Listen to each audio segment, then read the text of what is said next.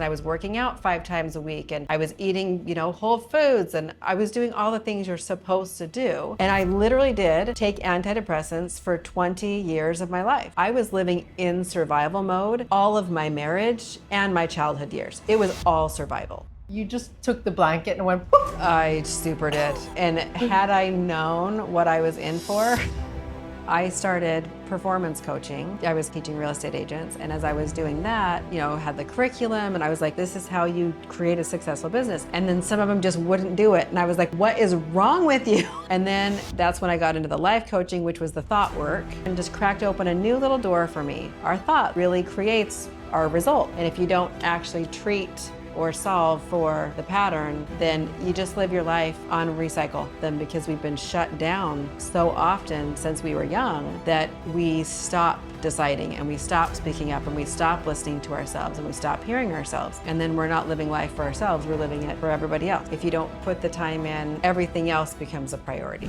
Today, I was out surfing and the waves were really big today. And I was like struggling. There was so much white water on me. I was paddling, getting really tired. And I think about what we spoke about the other day. Like, this would not have been possible, like going out surfing, doing the work we're doing here every day, if I didn't take care of my body, my health. Because this is like, I've been in the water every day for 3 weeks now. Yeah. It is a good workout. Like, even more than that, just physically, mentally, like everything. It is tiring.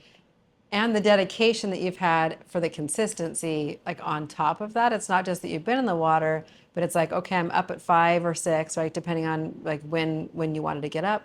And then you're out again in the water. And then you get up the next day and you're out again in the water. Like every day is the consistency as well. Yeah. And it's been something you look forward to. It doesn't feel hard, even if it's been challenging or the waves are challenging. It doesn't, like you're so excited about it that it's not a hard thing to do or to keep that consistency. Yeah, just like what we do for a living, it's a passion. Yeah. And when it's a passion, it's a positive driving force. So it is easy, and it requires a lot of work, dedication. And like, I'm 48. I started surfing just before I turned 40. I had water phobia. I had not done anything like that at all. Like, I wasn't into any sports. And to go from 0 to 100, it really requires a body that works. There's no way I would have been able to do that if I was eating sugar, drinking alcohol, and not maintaining my sleep. Yeah. No way. Yeah. So part of the flow, what's been really fun, and when we talk about, so I think, the biggest aspect for me about staying with someone or even having someone in my home, I've had my own flow for the last 3 months since I moved to Honolulu. I've been here, I don't know anybody. And so I've really just created my own safe space, and I've been working on my own things, and I've been okay with that. I had one friend visit with me, my kids came a little bit, that was it. So I created my own flow, and for a hot moment, it's so fun to see what our brain does and what we think about. Before Anakin came, I was like, what if she disrupts my flow? Yeah. Like, I have my space, I have like my routine, and what if she disrupts my flow? And then for me, I had to think, well, wait a minute. It's not for her to do, it's what's my dedication level to my flow. And like, there's not anyone that can actually disrupt that. It was a really good lesson. That was probably my first lesson that I learned, was even before you got here. Yeah. And it was just, no, this is what I do, but I do it because I like to do it, and it's good for me, and I feel good. Same as you going out and surfing and how you take care of your body. My routine that I've started to create for myself, it's important to me, and it helps me to function well and feel good. And I finally have got to that place in my life, and I'm 45, where I'm like, oh, this matters, but it matters not because I have to, not because society says I have to, not because even because the biohackers say to, like, it doesn't, none of that matters. It matters because I feel good when I keep in my rhythm that feels good to me. And if I can't do that with somebody else in my presence, I'm not dedicated enough, and I haven't really absorbed or deep-seated it enough in me in order to, to fulfill that thing that I really want. So that was the first lesson that I learned, was like, I could actually stay me through having a disruption. Yeah. Oh, that is so huge and such a great learning. And like we so often we blame other people. Oh, it's his or her fault, or the Yes. whatever condition around us is influencing me, so I can't do my thing. And really, whenever we blame something or someone else, we're just giving our power away, right? Yes. Yep. Yep. And it's something we have to learn, because I think we we do it so often and we Yeah. don't catch it and we don't realize it. Yeah.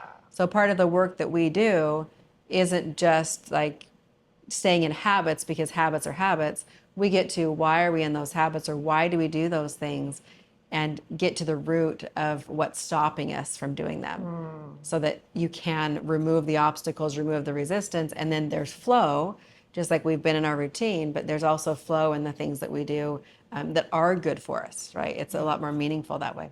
And although, we're responsible for ourselves and how we react to things and what we think about things and maintaining our lives and balances and flows, it is a lot easier to be around someone where you don't have to justify all the time why you're buying organic vegetables, why you're not drinking alcohol, why you choose to go to bed at 9 and get up at 5, because some people don't get it. And I have this experience from home that very often people are like, oh, so you're not going to have that cake? Or what? Are you dieting? Or so why don't you have a glass of wine? Just like, so there's this constant pressure. And I very often feel like I have to justify my choices.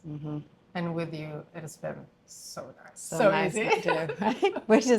Which is so nice too, that so with all the choices that Anakin's been making, so now I'm gonna like flip to how I've been experiencing it, which is really fun. So I've been on my health journey now. So I did my inner work journey, which is always going, but then now I've been focusing on the health journey part of this.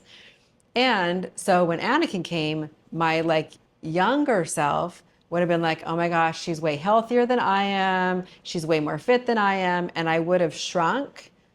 I would have essentially put myself in a corner and felt more of like the shame that there's something wrong with me. Like we all do, Lisa, Like we when we all have do. a work. Yes. Yeah. I used to do that as well. Yeah. Before. Okay. Yeah. Well, yeah. And what's so interesting is it wasn't without the thought, right? That still, like, my brain still offered up that thought, and I had to make a very conscious decision where I was like, no, I can learn from Anakin. I want to know, what do you do to be healthy? What kind of foods do you eat? What are the things that help you maintain your balance? I essentially had a really awesome example of someone to live with for a week and a half. And I got to see, how does she live and how does she maintain her body, so that I could then like really hands-on learn directly from her. We went to the grocery store. I had to put my grapes back because the grapes are just loaded with sugar.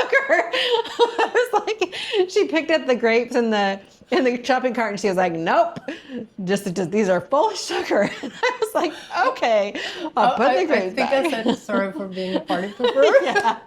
But you were so brave, because like so with a lot of people, I would have never have done that. Oh, I loved it. It was good. I had a feeling that you wanted those. Yes, I was interested in the growth.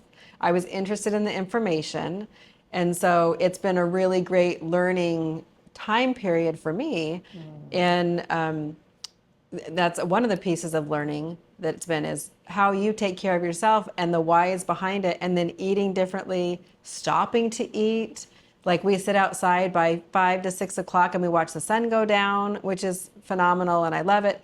I don't usually do that. The other day I was gonna like do the dishes, take off to Costco, probably grab a protein bar, not eat dinner, maybe eat when I got back, but then I'd probably be too late and then I wouldn't eat. And that's kind of been my MO. It's not that I've been eating poor foods, it's that there's some things that could be better. And I'm not taking the time to really take care of myself as my number one asset, as you said, right? I am my number one asset. And that's not been put number one. So what's been really interesting is, as I've practiced that, because you're doing it, so you're modeling it, I'm following. And as I'm following and experiencing that and immersing myself in it, it feels a little bit weird because it's new. And I know have to make conscious decisions to keep in those habits until they become part of just who I am and what I do. And so, anyway, so that's good to know.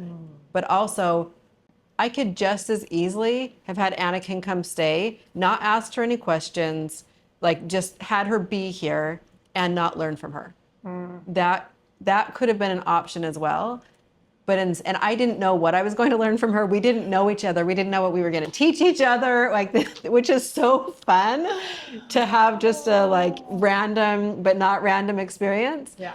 And then to actually be so curious, and then we get to see what we get to learn from each other. Yeah, absolutely. And we both learned a lot. And I have to say that everyone feels intimidated by someone who is more perfect if they haven't done the work. Yeah. So the fact that you're actually able to go, okay, I'm gonna put on the perspective of, curiosity. I can learn something instead of comparing myself and feeling less than, because that was my pattern as well before, because I growing up, I felt so insecure, had such low self-esteem. And, the part of feeling that you're less than and not enough, not as good as other people, has nothing to do with how you look, the house you live in, your social status. The only thing defining it are your old patterns, your old subconscious patterns. And I even when I was 14, I started working as a model, and I was so insecure. And can you imagine, even though, the teenage years are the most, those years where your brain changes the most. And you go from finding the safety and security at home from your parents, and then you're supposed to get it from your peers, your friends, your tribe. So your tribe changes from being the family when you're a child to being your friends or the people around you, the same age as you when you're a teenager. So I went into the modeling industry already with low self-esteem.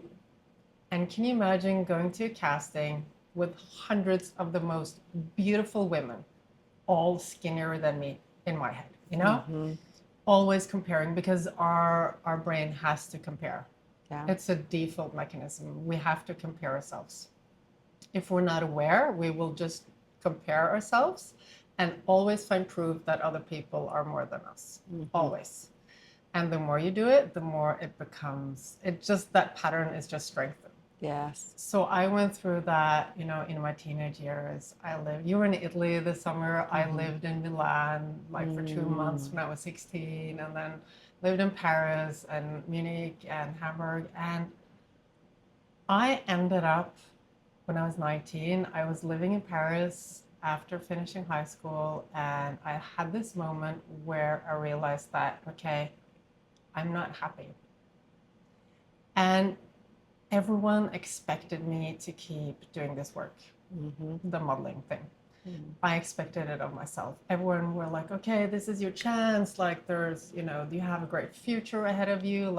It's everyone's dream, right? And I was living in Paris, and I had to face myself one day and realize that, okay, I'm actually not happy. And I could have, and I probably would have just continued down that path, and just because that's the only thing I knew. It was my work, my life, my expectations, everyone else's expectations. And then I was smart enough to go okay, you know what? I actually don't have to continue doing this. That's very wise at 19. I know. Yeah. I know. So proud of yourself at 19 for doing that. Yeah. And to even recognize I'm not happy. Yeah. And know that you had choice. Yes. And that you didn't have to just default to what everybody else around you thought was a great idea. Yeah. Yeah. And we do that.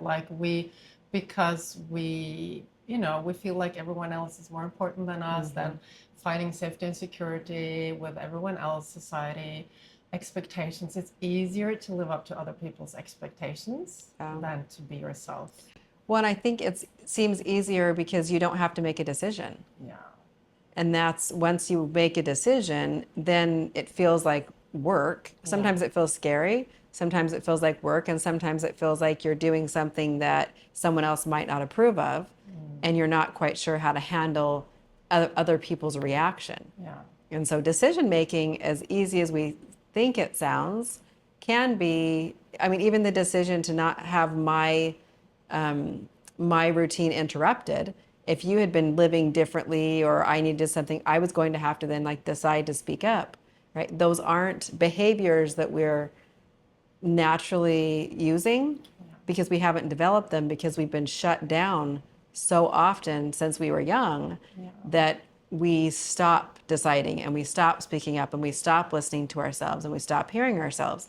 And then we're not living life for ourselves, we're living it for everybody else. Yeah. Yeah, which happens to everyone. Yeah, it At, does. you know, different levels, of course. And I was luckily very, I reflected a lot about life, and I was very aware of my values without, knowing that there's something called values. So since I was little, I had this vision that I wanted to change the world, and I was working in the fashion industry, which is everything, everything my values was not. Like, I wanted to change the world, and working for the fashion industry, like, people they were just like, it's all about money and fame, and people were so fake, and it was just like, it was a good experience, fun. I learned a lot, I traveled a lot, and I wouldn't be without it because it's my story. But at that point, when I was 19, I was like, you know what? I want to go to Africa and save the poor kids. I know, very naive, but that was like my vision of saving the world. So I wanted to go to Africa. And here I was working in the fashion industry, where you have to be nice to everyone. Oh, if you're nice to this photographer, you go to the dinner with him, maybe he'll book you for that shoot. Just like, I can't deal with that. Like, lots of pleasing. And for me, like, being real is one of my most important values. And I just like, when something is fake, it's just like, don't vibe with it. Anyway, so there are two reasons why this wasn't the right job for me. Number one, I wanted to change the world. And number two, my self-esteem was just getting worse and worse and worse. And then, okay, so Lisa, what do you think? So I decided to quit my job. I was 19. And do you think my self-esteem got better after I quit the job? Right? I know, because we think it's the job's fault or the circumstance that we're in. And of course, it's not. Because if we don't clear the pattern, if we don't clear what's actually going on, it will just follow you to the next thing. So it doesn't matter if it's the job, the person, the relationship. It doesn't matter at all. If you don't look at the root cause, if you just stay surface level, what you'll do is start to change the things around you, hoping that the way that you feel inside is going to be different. And temporarily it does, by the way. You kind of get in that fresh love stage where for a moment it feels exciting again, and you feel better again, and like there's hope again, right? And then you settle into it, and then that pattern comes right back up again, and then you're going to feel insecure. And if you don't actually treat or solve for the pattern, then you just live your life on recycle. Yeah, and that's exactly what happened to me. Yeah. So after I left my job in Paris, I went to Ecuador to work as a volunteer there, and I stayed for a year in South America. And I did so many great things. It was great to do the job and travel, learned a lot, but like inside of me, nothing had changed. I of course developed eating disorders while I was working as a model, and I was like, okay, I'm gonna eat whatever I want to. So just like stuffing down like all the foods I hadn't been eating for a long time. Yeah. But did it change anything? It didn't. So like my behaviors and the environment changed, but the insides didn't change. And this actually took a long time to work through. Yeah, absolutely. Because all these patterns were, as you say, they were created when I was just a little girl. Yeah. Always. It doesn't cease to amaze me, but it's still so fascinating to me that the programming that we're running on is faulty programming. And until we recognize that and we start to look at it and we go with curiosity, you've got to be open and you have to have curiosity to look at that faulty programming. Me being concerned that, that you're coming, she's way more fit than I am. Like there's probably a foot difference in our height. Like we go out in swimming suits together. I'm 25 pounds overweight. I've been trying to work on it. I could let all those things influence me, and my old self would have, and there was still a little bit that I had to I still heard it, but it's not true for me anymore. But the old self from when I was 5 years old that says, Lisa, you're overweight. What 5-year-old is actually overweight? You just kind of grow out and then up. But at that point, when I was told by my dad that I was overweight, then that just was like who I became. And so then I ate to prove him right, and I was overweight. And it's just been this story that I've had in my head my whole life until I started to look at it as the pattern and where it came from. Yeah. Then you can be able to clear it, and it feels so much better. It looks so much different. And you're not running off of just incorrect programming. That's all it really is. Yeah. No judgment. Yeah, it's based on misinterpretations. Yeah. So, it's funny you say that, I'm a lot taller than you. And how do you think it was growing up when I was like at least 2 heads taller than everybody else? Yeah. And I'm strong. And a lot of the girls, like when I was little, they were so petite and they had like blonde curly hair and nice pink sweaters, and their names were so feminine. Like they were like really sweet names. And I was always bigger, taller. I felt I had a very masculine voice. My clothes were red and blue. They were not pink or light yellow. So my 4-year-old brain was going, ooh, the other girls, they have the sweet names and they're smaller than me. They're just so feminine. And my brain was comparing myself to them and just finding proof of what they had that I didn't have. Yes. And the interpretation was, of course, I'm not as good as them. I'm not enough. They have something that I don't have, and I don't belong there. I love that you say that, because no matter what our height is, no matter what our weight is, no matter what we wear, it doesn't really matter. Our brains are going to really go to that place and find that. It has to. Right? It does. And so, we think that it's us. And I think that's where being held down by shame or by ego because we don't want to look at it. When you become curious, that's the best thing that I could say. Curiosity, and you mentioned it at the beginning, curiosity is so important. And when you can remove the ego out of the way, and you can remove maybe the shame that you have for yourself, that's holding you back or holding you down, it feels really good on the other side where you can become curious, and then you start to realize there's nothing wrong. Yeah. Nothing's wrong. And you can do and say and believe and grow into whatever it is that you really want. But you have to be open in order to do that. If you're not open, if you are shut down and you have this big wall put up, then there's no way to penetrate that wall to even begin the process. That's the beginning of the process. You're curiosity of, I'm not loving what I'm doing, and this isn't really great for me. When was it that you started to get into this work? I don't want to jump too far ahead, I guess, but. Yeah, well, it is probably, okay, I'm so bad with numbers. I'm not a details round, person. Round numbers. 13 years ago. Okay. Yeah. Oh, wow. When my kids were small, because I was pushed into a corner where I had to change, because all the old patterns, I'd sort of made them work for me. But I got to a point in my life where I was exhausted, burnt out. I felt like life wasn't working anymore. I just have to hang on for the ride, but it's not giving me anything. Is this all there is?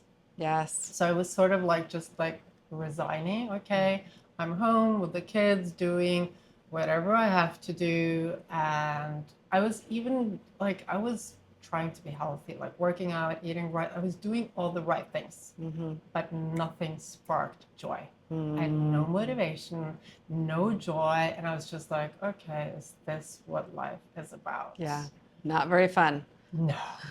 So I was forced into, doing this work, or like I was curious. And when I heard about a course where people were working with mindset and getting change, I was like, okay, what is this? And then I joined this course, and I learned not a lot, but enough to make me curious. And I'm always like, okay, I need to know everything about this. Yeah, it was kind of that like crack open the door just a little bit to get you in. There's something here. There is a connection between the mind and the body. Your Yes. thoughts affect you.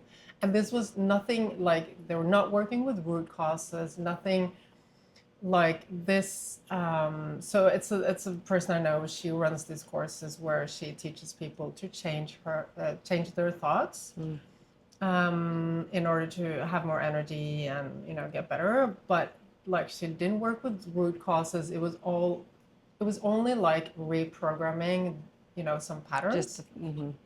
So it did work for some, but not for everyone, of course. And I am curious, and it was just, as you're saying, it just like opened this little door. I like got a peek inside. Wow, our thoughts actually create our reality. And when we change them, we can change our reality. And then I was like, okay, but it's not that easy to change your thoughts. Like, how do you do it? Yeah. It's not like, because what we were taught at this course was like, okay, you just have to practice and practice. Like the repetition, the motivation, And I was like, okay, it makes sense. I understand how I should think. I can't do it. Yes. Like I'm all the time going back to the old patterns. And this just opened this new door for me, and I was like, I need to learn more. Like I need to understand everything about this. And I was doing certification after certification, but they were all just like the conscious coaching. Yes. NLP techniques and performance coaching and everything, but still just what we call conscious coaching. So it's not working with the deep patterns.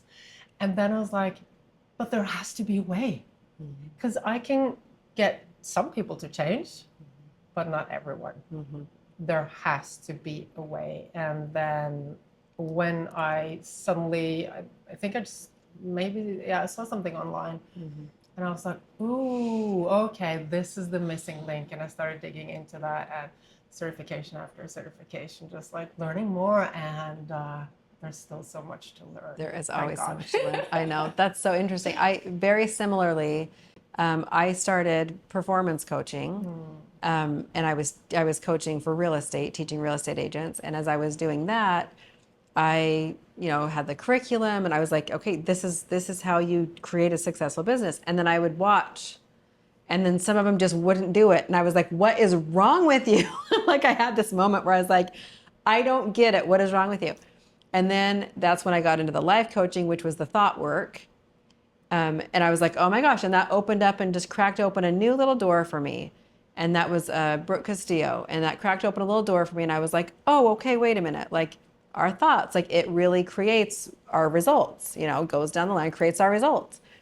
And I was like, okay, so I coached that for a while, and it did help with change, and it helped myself as well to look at things from a different perspective. I would say that if you're talking about conscious coaching, it's looking at things from a different perspective than you thought was possible. And so it starts to open up more reality for you. And so then you're not totally stuck, but you're still functioning off of old patterns. Change isn't linear.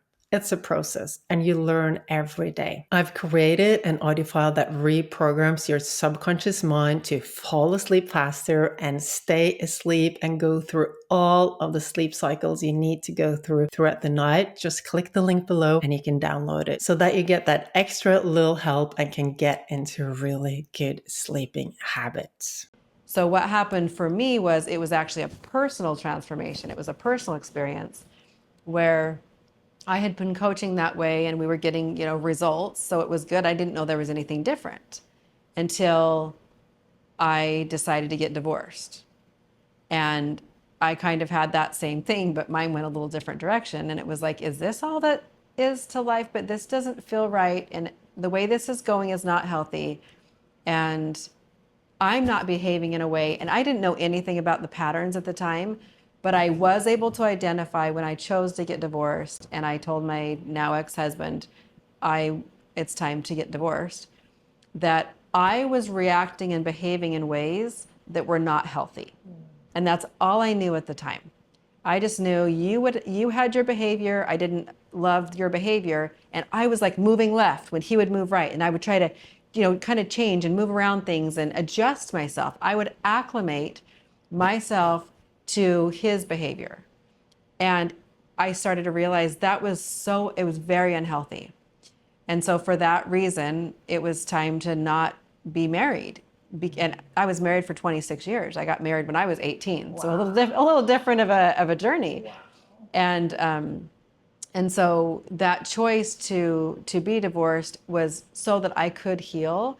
And somehow I knew I needed to heal on my own, and I could not heal being married to him. That's all I knew. I really hope that everyone listening now is appreciating how big of a part of your life that marriage has been. All you knew. All I knew. Yes. Up until 18, okay, you were a child and a teenager, but all of your adult life, this has been your safety, although it probably wasn't safe because you had all the, the patterns that didn't work for you, but still that was what you knew. Yeah. And our minds love the old familiar patterns and surroundings. So, our minds have one priority, which is keep us safe. Yep. And it does that by moving us away from danger and towards safety. Mm-hmm.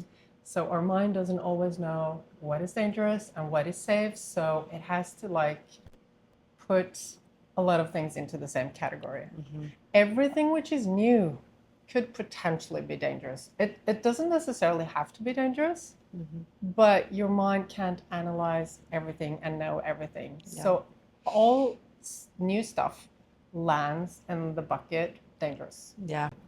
And you just took the blanket and went, boop. I super did.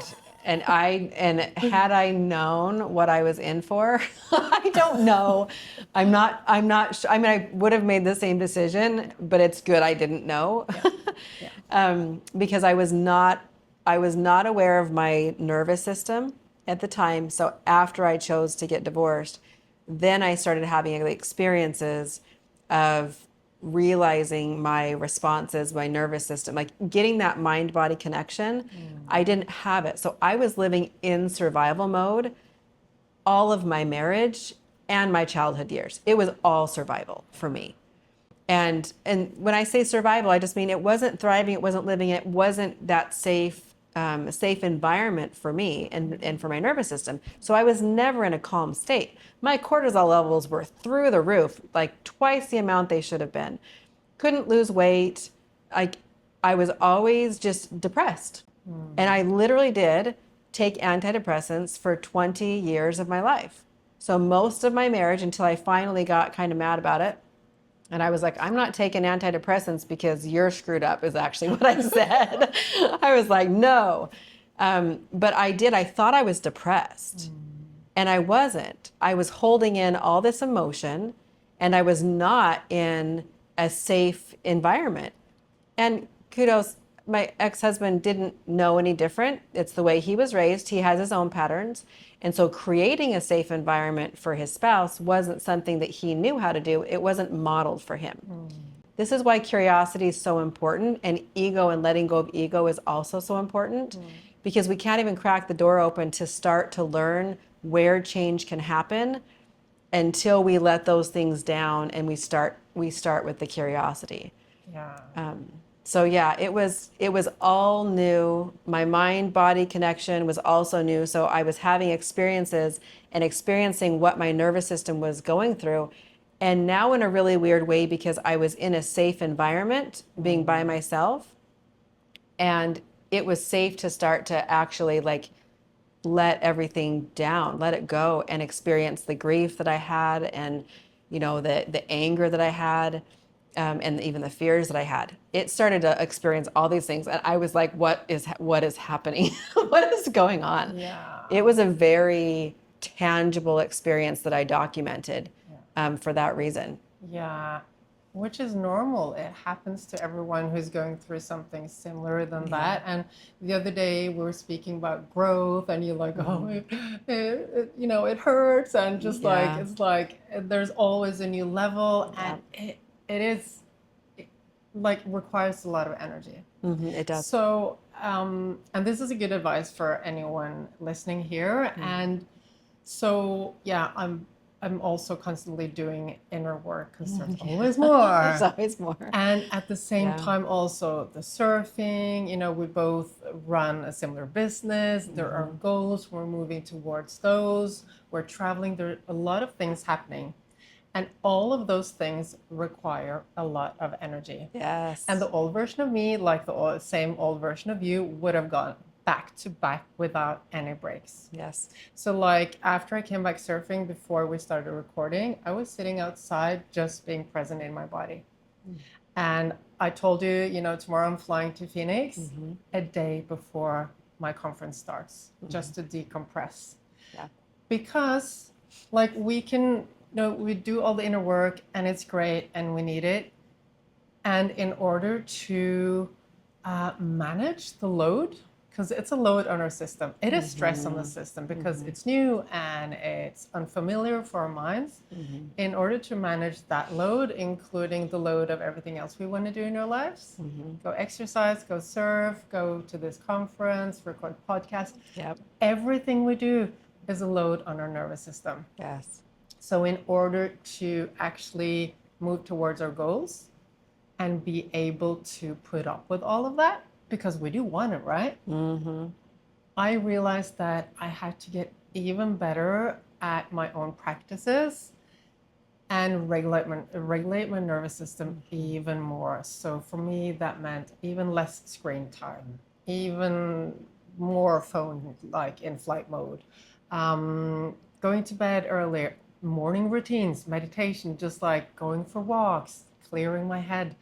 And I used to do all of that, and I realized that, okay, I am better off if I do more of it with more intention.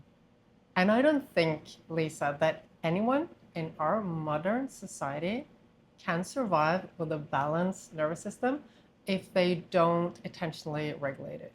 I agree. I think if you don't make decision, right? If you don't decide to do that, if you don't put the time in, it's not just putting the time in, but it's having it be a priority. Yeah. If it's not, what happens is everything else becomes a priority. Yeah. And it's it has to be a very conscious decision. Even like, I will tell you the resistance that I had when I was doing the dishes, and when she was like, we're going to go outside, watch the sunset, we're going to ground in the sand for 30 minutes. And I was like, okay. And then I start doing the dishes, and she was like, why are you doing the dishes? And my brain wanted to be like, I need to finish the dishes. And then I was going to go to Costco, and I thought, okay, I'll just finish the dishes and fine. We'll go ground for 30 minutes. Okay, fine. We'll go ground for 30 minutes. Like you could hear my like inner child rolling her eyes. And this is not very efficient. We need to be productive. Yes, we need to be productive. Yeah, we can't just slow down. We can't stop. I wanted to go get a surfboard from Costco and whatever. But instead I'm like, okay, fine. I put the dishes down. We went outside. We went and did our grounding, and we ended up there for an hour, not 30 minutes. We were there for an entire hour. Came inside. We made dinner. We sat outside and watched the sun go down, eating our dinner. And then I went to Costco, finished the dishes, went to Costco. Yeah. And I was like, oh, and it all worked. And you had energy. And I had energy. And what I was saying is I was actually front loaded to where I fed myself and prepared myself. So then I had energy for the things I was going to do. And I think so often all the things come at us. So we do all of the things, and then we do all the energy filling things after that. But we're going all the way to an empty tank, and then we're trying to try to fill. And you can get so much more done. You can be in so much more flow when you keep the tank full, and then you start to perform from a full tank. And I think but I was so resistant. I just want you all to hear, okay? I want you all to hear in that small little episode there, how resistant I was to just taking the break. So I do now know I will have some resistance into creating this new pattern for myself because I'm redesigning my life. Yeah. Right? I'm redesigning what I want my days to look like. They can look like anything I want them to.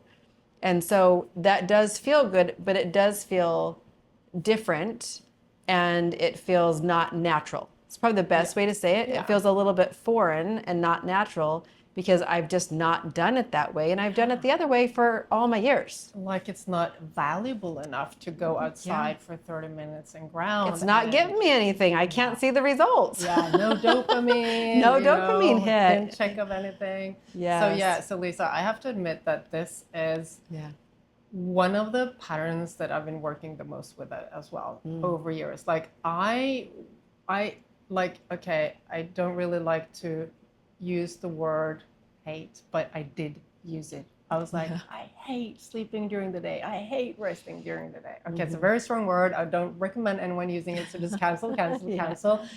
This was the old me. Yeah.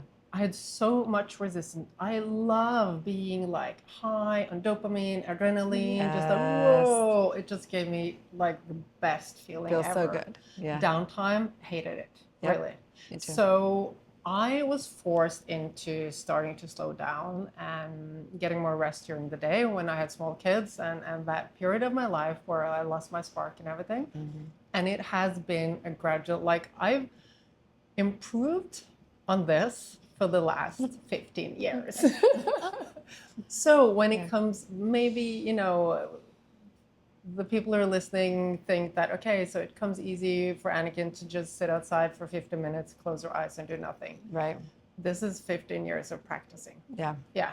So, and I think, you know, most women in our communities are like us. They want to be productive. They want to get stuff done.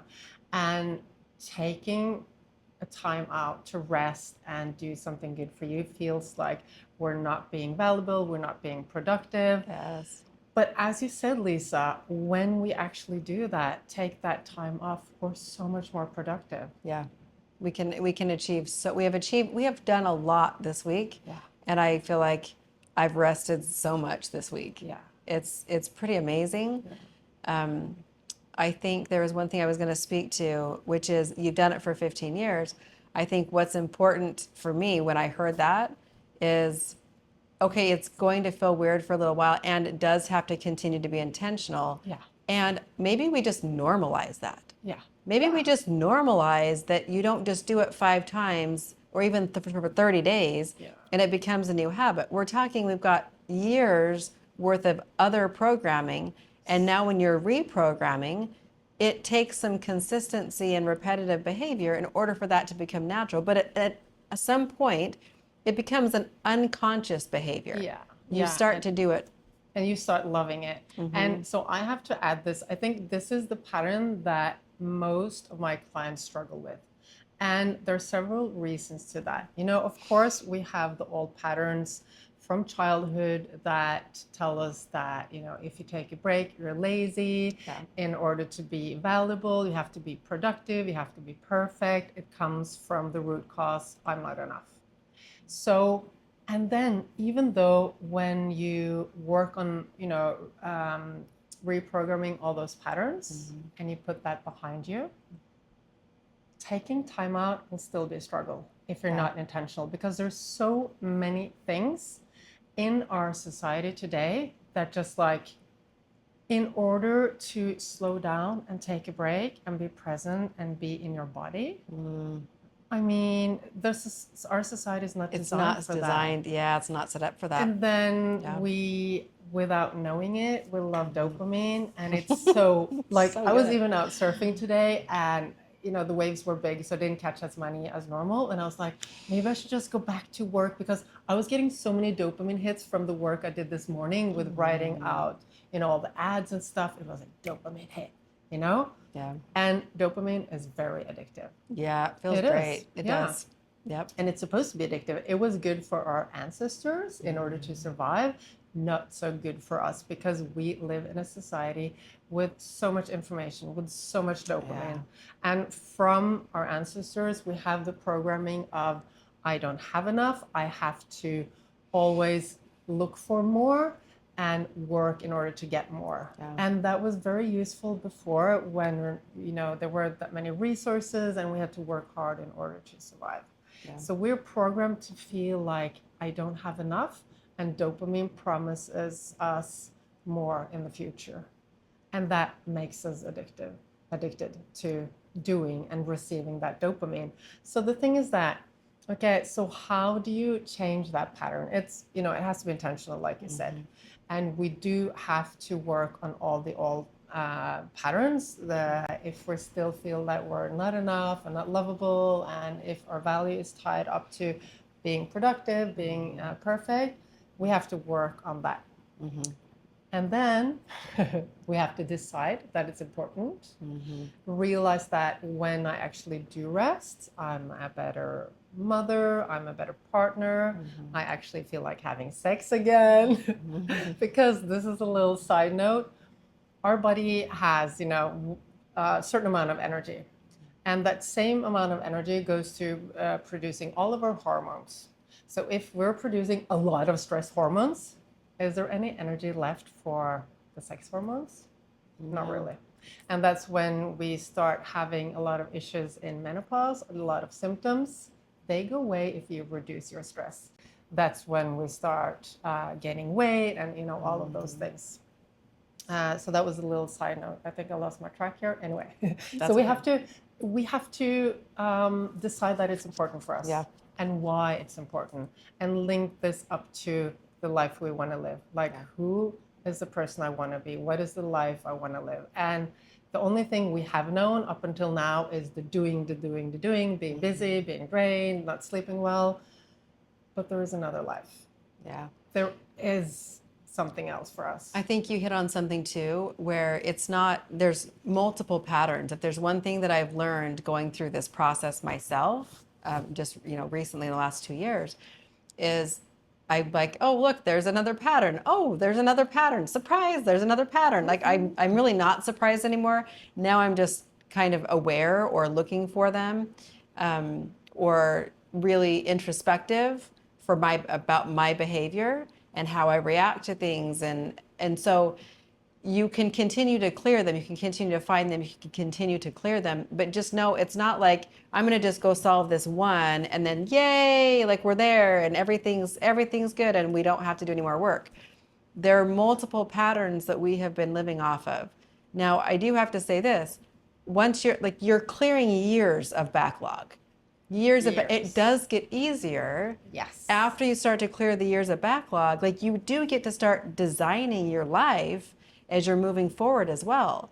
And so it's not like, it feels like it's work. And for a while, I literally said, like, I don't want to grow. You heard me say that. Like, oh my gosh, growing is so hard. And you know what? Sometimes it feels like that. Sometimes it's like, okay, I don't want to grow anymore this week. Like, oh my gosh, can we just stop? Can we just pause button for a second and watch some Netflix or something so I don't have to grow anymore? And it's okay to want to quit sometimes, but you just don't. Right? Like you get in it, you stay in it, you pause for like a hot minute if you need to, take a breather, and you keep going because on the other side of it is the joy. And that's my biggest tagline, is it gets to be joyful. Yeah. And I just used to think it got to be okay or good or this is all it is. And you said the same thing, like this is all life has. And I thought, like, oh, well, can I die yet? Like, are we over? Is it over? Yeah. Like, everybody still need me?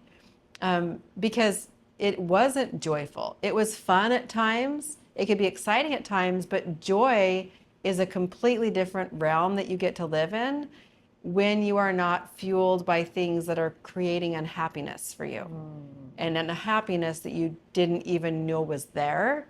You didn't know you were running off of these unhappy patterns. When you start to open yourself up, you are willing to look at them. Willingness is very huge.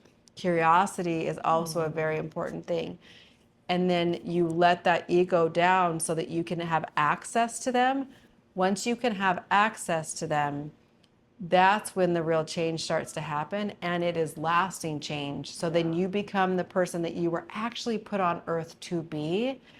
You just got it, kind of messed up a little bit when people tried to tell you you needed to be different, do different, speak different, quiet parts of you, and then all of a sudden you started adapting to those around you and losing parts of you that you actually never got to develop. Yeah. I think the clunky part of it, the disclaimer is, the clunky part is, if you've shut down parts of yourself, which I had. Everyone has. Yeah. And when you've shut down parts of you, you have to remember, if I started shutting something down when I was 5 years old or 4 years old or even before I was born, if I started shutting that part of me down, it's never actually developed. So you don't, I tease sometimes, like, I'm 18 right now, or I'm 25 right now. Like, I've been through all these stages of emotional development because that part of me never got to be developed. Yeah. And my best example for that is we were driving past this guy's house that I'd been dating, that we broke up. And I said to my friend in the car, we should totally toilet paper his house. And she goes, how old are you? And I was like, I am emotionally 18 right now. That's what I am, because I was still learning how to date, because I got married when I was 18, right out of high school. I didn't really learn that part of, so now I feel like I'm at college, but I'm 45 years old with a 45-year-old person's budget, but I feel like I'm experiencing life in a way that I never actually experienced it before. And how fun is that, by the way? It doesn't have to be scary or wrong. It just gets to be what it is. And, like, how fun and exciting can life be? And joyful. Imagine how far you've come in such a short time. So far. So let's do this experiment. Okay, now you're here. You're this new version of Lisa. Yeah. When did you divorce? It's like a year ago. A year and a half, not even a year and a half ago. It's such a short time span. I mean, you have grown so much. Yeah. Okay, so go back like 2 years ago. Yeah. To what your life was then, and then just realized how much you've changed. Yeah, so different. I mean, I was. If you were to, you explained it when you were talking about the waves sometimes, when you get in a wave and the white water just keeps coming and it's like holds you down and holds you down and holds you down and you kind of can't come up and you never get to the top of the water, right? That's what life felt like. I kept trying to get up, I kept trying to paddle, and I was doing everything. I was doing all the read the motivational books, and I was going to the seminars, and I was going for my walks, and I was working out 5 times a week, and I was eating, whole foods, and I was doing all the things you're supposed to do. And I was just paddling, but kept getting pounded by waves and pounded by waves and pounded by waves. And there was never a time when I could get on top of the water and like surf the wave. Wow. Ever. Wow. I never got there. And that's when it's like, there's got to be more. Yeah. Because being pounded by waves all the time, it really is not fun. It really just sucks. Just the best way to say it. Yeah. It really does. So, I mean, for anyone listening, I think everyone at some level feels the same way. Either it's the wave pounding you, or you feel like you're swimming upstreams in a river. Yes. And there's never flow, and there's always hard work. Like you said, I believe that the women in our communities, and like I was myself, and like you also did, you did everything right. You read all the books. I was a yoga teacher. I was a yoga teacher, and I was eating healthy, or at least I thought it was healthy. Yeah, I thought it was healthy too. Yeah. You just taught me this week it wasn't. Like I would wake up early, like drink 2 cups of coffee, and then run off to yoga, like strenuous yoga, Ashtanga yoga. And then I didn't really have time for the rest afterwards. And it's just like my inner stress level was always high. Yep. And you can do as much meditation or yoga or eat as healthy as you can, but nothing's going to change unless you do the work. You have to do the inner work. I know it's now on my dating profile. Did you do the inner work? Don't even ask me out. Yeah. Like, the inner work is so important. It is so important. It is important. And prioritizing and creating room for our routines, what we need in life in order to function. Because, eating before the sun sets. Yes. Going out, grounding in nature, seeing the sunrise and the sunset is really good for us. Just like those it doesn't have to be a lot, but a few daily routines. Yeah. So it doesn't have to take a lot of time, but having the same routines and the same habits every day means you can do it without it costing you a lot. And the old version of me, like I know you were as well, I was pushing myself, I had eating disorders. Everything felt like a struggle all the time. And now everything feels like a flow. We do things because we want to, not because we're afraid of not being good enough so that we have to struggle. Yes. Yeah. And it feels amazing. It feels amazing. And you start to enjoy, I've realized I've started to enjoy working again.